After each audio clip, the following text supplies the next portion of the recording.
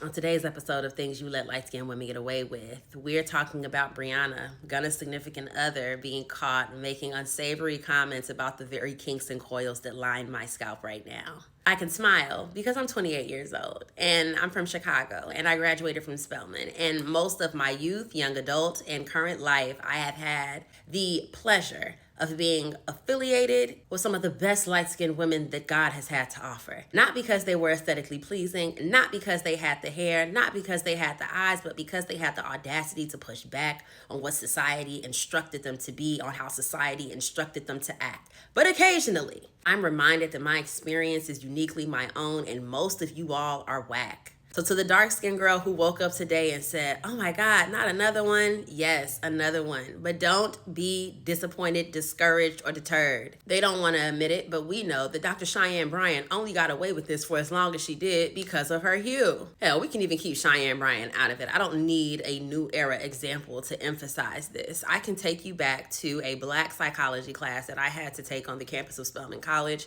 when I was a sophomore to fulfill my humanities credit. And I learned of something called social disappointment. And it was in that class that I realized as Black Americans, all skin folk are not kinfolk. But beyond that, we all have varied social experiences. And the very things that may compromise you, may compromise me, may compromise entire communities across Brooklyn, Dallas, Chicago, Compton, are the very things that some people in our community thrive on. Yes. There are Black people that thrive on colorism. There are Black people that thrive on elitism. There are Black people that thrive on classism. There are Black people that get a kick about being in a room that other Black people can't get in.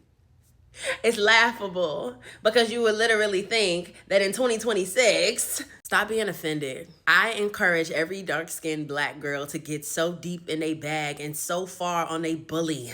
Has Olandria taught us nothing? Pay them dust. And to Brianna, you couldn't have possibly meant what you said, especially to be laying with a man who has the same kinks and coils that you are so afraid of having on your own. Don't you know that if you procreate with him, the probability of your daughter having his hue and having his kink and having his coil is much higher. It's much higher. I guess it doesn't matter though when it comes to dick.